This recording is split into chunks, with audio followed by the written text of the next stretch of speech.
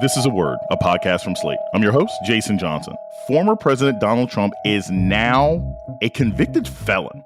A New York jury declared him guilty on all 34 counts in his hush money trial. So what's next for this case, and what does it say about our justice system? Allowing this person to continue on and run for office, for the highest office in this country, is sort of a backhanded way of trying to tell people that the system works.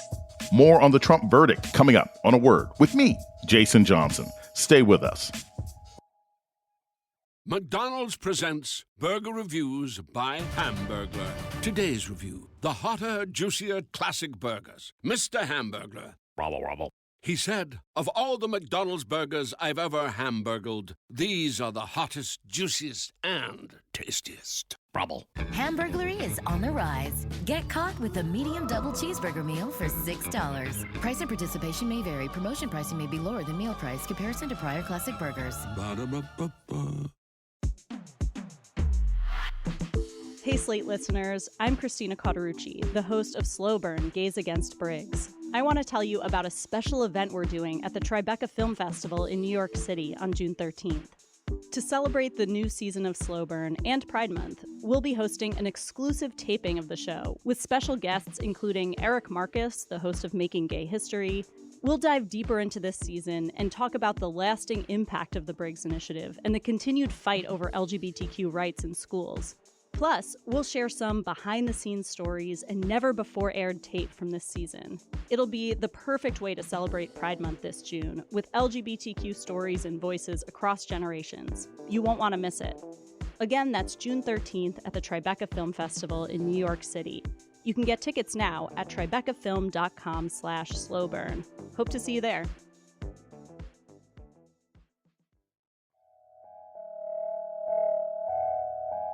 Welcome to A Word, a podcast about race and politics and everything else. I'm your host, Jason Johnson. After less than 2 days of deliberation, a New York jury declared former President Donald Trump guilty of all 34 charges related to his hush money payment to adult film star Stormy Daniels. The verdict ends a case that was years in the making and that commanded the attention of the legal world, political leaders, and the American people. What should we expect at sentencing? And what's next for his other cases? And what does all this say about the state of our legal system? Joining us to discuss these issues is Yodit Tewolde. She's an attorney who's been featured as a legal analyst on Court TV, MSNBC, and other outlets. Yodit Tewolde, welcome to A Word. Thank you, Jason. We are literally talking minutes after the ruling, and I have to say this up front. I am shocked. What is your reaction as someone who's paid attention to this trial? Are you shocked? Did you expect this? Because I didn't expect him to be found guilty on 34 counts. I'm just as shocked. I knew that there was going to be a guilty verdict. You have to remember who this jury is and who is comprising of this jury, right? You have 3 lawyers, I believe. You've got some lawyers. You've got, educators. You've got nurses. These are smart individuals. And so just based on the notes that they sent back to the court asking to have certain parts of testimony transcribed and reread to them, let me know that they were going according to how the prosecutors were laying out their case, right, in chronological order. And in the way that they were, asking for specific parts of a person's testimony led me to believe that they are on the right track, that they're going to find him guilty. I just didn't expect them to find him guilty of all 34 counts. I was thinking, okay, they'll find him guilty of the counts where he signed off on the check, right? Like he signed his name. He therefore knew what he was signing. And that way they can kind of split the baby, right? But to have them just find him guilty on all counts is shocking to me. What was Trump actually accused of? Like, what was the actual crime that he was being prosecuted for? So this was a white collar crime, so to speak, which is a very common thing for people to be charged with in New York, especially for the Manhattan District Attorney's Office. And so what they were saying Donald Trump did was basically cook the books. So the whole thing was, okay, falsifying business records, and that's in the first degree out there in New York. And what they're alleging, the prosecution that Donald Trump did, was that he made phony or false entries in the books and records of his company with the intention of covering up the commission of another crime. So the theory was there were records that were falsified relating to payments that were made to Michael Cohen for the reimbursement of money that was paid to Stormy Daniels, all as a way to commit crimes related to New York State election fraud. So it's confusing, yes, but basically what they were showing the jury was, hey, Michael Cohen made a payment to Stormy Daniels to keep her quiet, that she had this affair with Donald Trump at Donald Trump's direction. Paying Michael Cohen back for that payment that he made to Stormy Daniels, he or his company, Weiselberg, the CFO at the time, for Trump Corporation, essentially covered up those payments, those checks, as legal fees, legal expenses, retainer. There was no retainer. He did no work. So what they were trying to do was hide the fact that they were really paying him to keep Stormy Daniels quiet for the benefit of his election, which was days before the actual election took place. Wow. Okay. Yeah, I got to tell you, that's actually one of the most succinct explanations that I've heard. I want to ask you something about this because I'm one of those people. I joke about this. We've been on the air together. I always say, hey, I'm not a lawyer. I don't play one on TV. I don't play one on a podcast.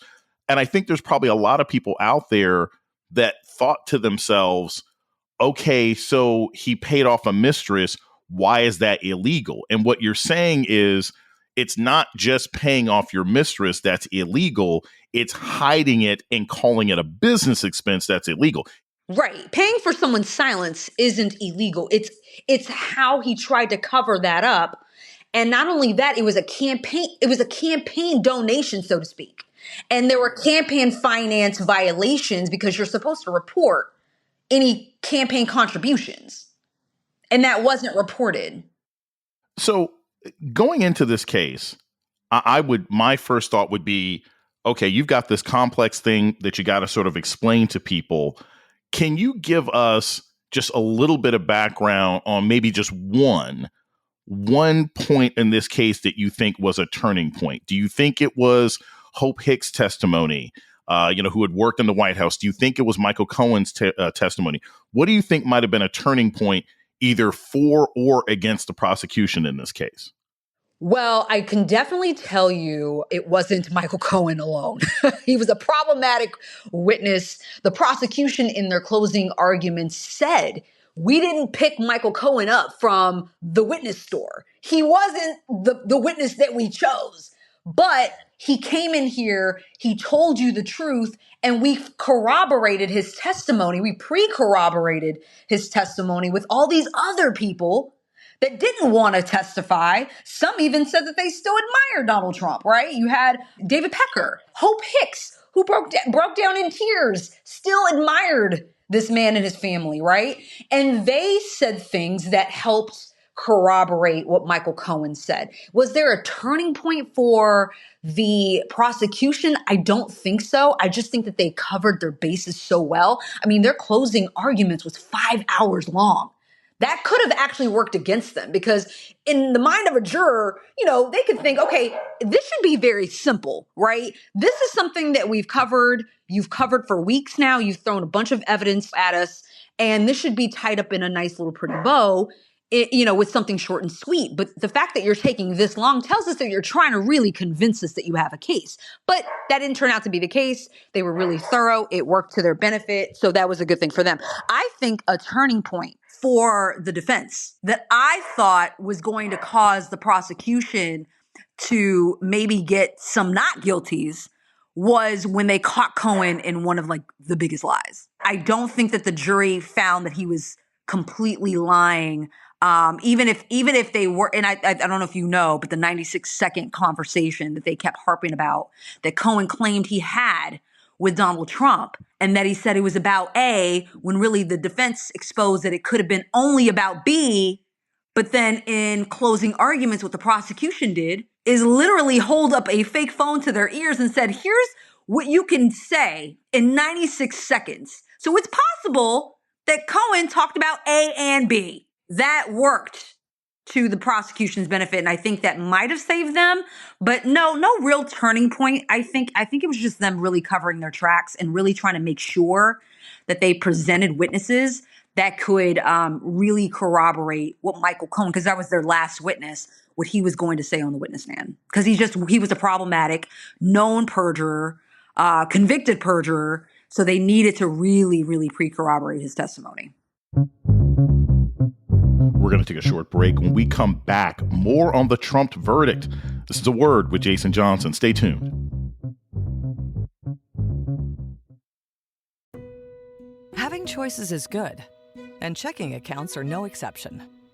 At Sandy Spring Bank, we have a variety of checking options and make it easy to choose based on your needs. Mobile deposits and payments, interest checking, or checking with no fees or minimums. Best of all, we'll help you select the account that suits your life. What's your next financial destination? Sandy Spring Bank. Visit sandyspringbank.com/checking. Member FDIC. This is Jason Johnson, host of A Word, Slate's podcast about race and politics and everything else. I want to take a moment to welcome our new listeners. If you've discovered A Word and like what you hear, please subscribe, rate, and review wherever you listen to podcasts. And let us know what you think by writing us at aword@slate.com. Thank you. You're listening to A Word with Jason Johnson. Today, we're talking about the Trump verdict with attorney and legal analyst Yodit Tewolde. Despite saying over and over again that he was being unfairly silenced, Trump declined to take the stand in his own defense. How do you think that influences the outcome? Because I hear different legal theories. I mean, some people find him very charismatic. Some people find him problematic. But the fact that the guy didn't even take the stand, how do you think that had an impact on the result? Well, it shouldn't have an impact. But again, we're all human, right? What jurors want to do is really hear. They really want to hear from a defendant. But they're also instructed that the defendant has a constitutional right not to take the stand, and they can't hold that against him. So some may see a defendant refusing to take the stand as a sort of guilty conscience, right? That you did something, and so you don't want to get on the stand and get creamed or be exposed. But then others may think, and this is what the defense should argue, is that the prosecution failed to meet their burden. There is no need for us to put up a shred of evidence because we don't have to. So there's no need to put our client up on the stand because they failed to do their job.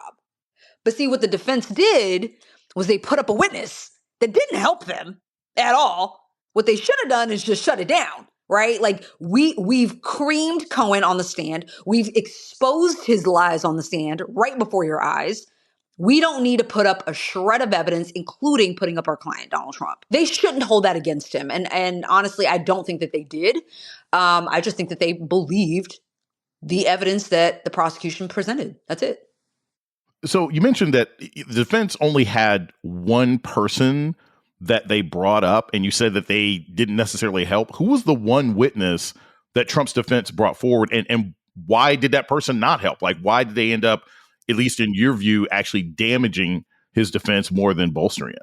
When you're ahead, you just got to stop. You got to quit. And they had really, really laid in to Michael Cohen and really undercut his credibility. They had a really good day in court. And I thought that, you got to stop at that point because you could create a situation that you didn't foresee. And so putting up a witness like Costello, that was the attorney for Giuliani, to try to still go at Cohen's credibility, I thought was just beating a dead horse at that point, right? I think the jury had gotten the point that the defense was trying to paint Cohen as a convicted perjurer, that he was lying right before their eyes. We just caught him. You just saw it.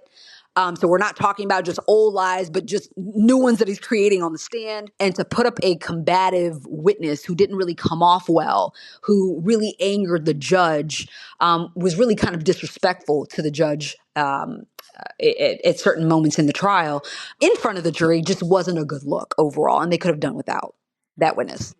Here's an interesting thing about this. Look, Trump is always, he's got a persecution complex, white nationalist. We know all these things. And, he's always been saying, oh, this this trial is purely about politics. It's lawfare. They're coming against me. But I want to ask you this, Yodit, as sort of a legal expert, and you've covered these sorts of things for years. Are the charges that were brought against Trump that he has now been found guilty of, how often is somebody prosecuted for something else like this? How often is someone prosecuted for this kind of fraud or cooking the books? Like, is this normal? Is this the kind of thing that people get in trouble for? Or does Trump have, I guess, a little bit of credibility in saying, hey, I'm being singled out for this because people do this all the time and they don't get in trouble? No, Trump is not getting special scrutiny, right? Falsifying business records, this is a white collar crime charge, and it's brought routinely by the Manhattan DA's office. It's their bread and butter. They've charged less famous, not so well-known local politicians with the same thing. So no. And I will say that Trump, in the same breath, I think was getting special treatment when it came to the gag order, because anybody in his position would have been imprisoned, at least for a day. And the fact that he was able to go out after every court date, talk to the media, and really violate the gag order, then get around it by having his political plastics, I think is what you called them before, and have them violate the gag order. I believe that he did get special treatment. He would have been in jail had it been anybody else besides the presumptive GOP nominee for the election this year. So I don't think that he was getting special scrutiny. No, this is what the Manhattan DA's office, this is what they charge on a regular basis. The driving force behind this prosecution was Manhattan District Attorney Alvin Bragg. And there aren't that many Black people who have key roles in prosecuting these kinds of cases across the country. We do have him. We do have, Fonnie Willis down in Georgia. But, Alvin Bragg has been sort of a central figure in this from the beginning, both getting scrutiny and praise from time to time. How has race sort of played out in this? How is the fact that Trump was being prosecuted by this Black DA come out in terms of things that Trump said, his surrogate said, or even the perception of it? How do you think race played a role in this? I mean, it kind of just feeds into this narrative that, Trump has kind of grabbed onto from the very first time he ran for president, that, he's being targeted in some way. And it's not a coincidence that I'm being targeted by this, left-leaning, liberal Black man, Black woman, whoever, to really feed that machine, that narrative that he wants to run with. None of this, Trump doesn't care about the legal ramifications of all this. All he cares about is his campaign. And so if he can create this story that he's being targeted by Alvin Bragg, who ran as a Democrat, and I remember actually interviewing him before he was elected. If he can say, look at all these people who are targeting me, including the judge whose daughter works for, a Democratic organization. Look at the prosecution who is made up of Democrats. Look at the jury. They're all Democrats is what he was saying. So it definitely does feed into the narrative. And yeah, being the central figure, the Black man, I believe he even, insulted him and called him Alvin. I don't even want to repeat it. It's garbage.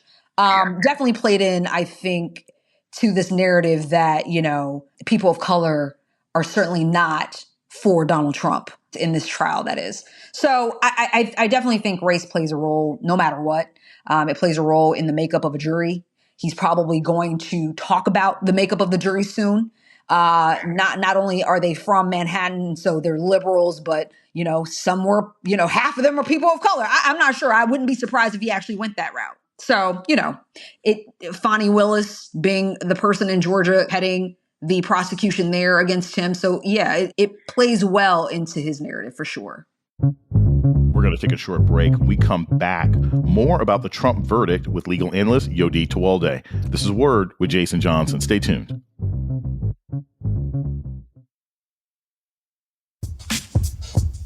You're listening to A Word with Jason Johnson. Today, we're talking with legal analyst Yodit Tewolde about the verdict in Donald Trump's New York trial. So this is the other thing, Yodit, that gets me. I don't know if this happened to you, because like I said, we're talking very soon after this happened. So, of course, my phone is blowing up. I'm texting you, I'm getting texts from friends and family. And the questions that people are asking are like, okay, what happens next? Is he going to go to jail? Does Trump have the right to vote for himself if he's a convicted felon? So I'll just start with the simple one. What's the next step for each side? I mean, Trump says he's going to appeal. Is that going to happen anytime soon? Until the appeal, like when do we hear sentencing? Like what's the next legal step here? There are phases of a trial. You got jury selection as the one phase. The second phase is the guilt innocence, which we just saw wrapped up with guilty verdicts on all 34 counts. And then there's the punishment phase. And I believe the felony convictions here calls for a sentence of up to 4 years in jail. Will Trump ever see the inside of a prison cell? Not likely. He's probably going to get probation because this is a man, of course, who has never been convicted of a crime. So he has no criminal record. Like any person who's being punished for a crime that they've been convicted of, who has no criminal history, would more likely get probation. Appeals are normal. This is what they do. Donald Trump was trying to appeal the gag order that the judge implemented. So he's going to appeal. That's just his right. And I believe throughout the trial, the attorneys were preserving certain issues for appeal. So they probably already have that thing ready to go, especially since they were objecting and trying to get things on the record for this very reason, in the event that they're going to need to stand on certain issues for appeal reasons. Judge Merchan is going to be doing the sentencing, and it's for July 11th. And this is something that the jury doesn't have to worry about. This is now for the judge to take up. So again, up to 4 years for each count. There were 34. And he's likely to get probation, but he is a convicted felon, and a convicted felon can't vote. So on November 5th, he won't be able to cast that vote for himself, but it's crazy that we're allowing somebody to run for the highest office in the land who's a felon. If this was his opponent, we'd be hearing that all day. That this is, crazy and bizarre, and how could this happen? But it's happening. And so it's crazy that people who are convicted with felonies can't vote, but you got a guy who's running for president asking for votes who's a felon. Crazy. We've mentioned Fani Willis. I'm under the impression that this ruling might be the only one that we get before the November election. Is that the case? Is there any chance that the Georgia case or the Jan 6th, is there any chance that any of these other cases will have a full trial and a verdict before November? Well, Fani Willis's case could have gone even before this one, had it not been for one of the co-defendants raising the issue of her needing to recuse herself from the case due to personal reasons. So this is the only one. And what has worked for Donald Trump and his team, and what they've done so well, is find mechanisms to delay. And it's worked to their benefit. This one they could not delay. They tried and it proceeded. And this is what they were hoping wasn't going to happen, but it did. How it affects his campaign, not sure. But I would say that he's gotten pretty lucky so far, even with these convictions. It could have been more, because this is something that people don't necessarily understand. It was a complicated case. It wasn't as clear cut. It wasn't about Stormy Daniels, these affairs, even though those are, embarrassing details that came out. Falsifying business records just doesn't sound serious enough not to vote for this man. So I would say he got lucky that it wasn't one of the trials that had more concrete charges that people could really wrap their minds around. So yeah, I think he still got lucky. Who knows how this is going to affect. I want to say that I saw some poll where there were people who said they didn't care if he got convicted. So, there's that. But then you have other polls that suggest that independents couldn't bring themselves to vote for a man who was convicted of a felony. So who knows how this is going to affect him, but I would say that he got off pretty good considering how many of these trials could have gone before the election. So I have to ask you this. It's funny. Usually at the end of the show, I'm like, oh, how can people follow you? But obviously people can follow you online. You've been doing legal analysis for years. The question that I'm left with that I hope you can provide us an answer to is like, What do you think is going to be the legacy, like the takeaway from this process? I hear people on the air, right now, right after the verdict saying, hey, this shows accountability. This shows that the process works. I don't feel that way, right? Like I'm like, okay, this guy did this terrible thing. I don't think he's going to serve. We don't know. I don't think he's going to serve jail time. So it doesn't feel like accountability to me. He's not kept off the ballot. So it doesn't seem like accountability to me. But there is something to be said about a country where the former president of the United States recently, not 25, 30 years ago, can be taken to trial and found guilty. So what do you think is the legacy of this case sort of moving forward? That's a hard question to answer because I kind of do feel like you do. And this is a system that I've worked in for over a decade in the criminal system. And so it infuriates me when this man is saying that this is a rigged trial, that he has been targeted, and that he's been treated unfairly, when I've seen people be treated unfairly, right? He was not treated unfairly. In fact, he was definitely given more privileges than the average defendant.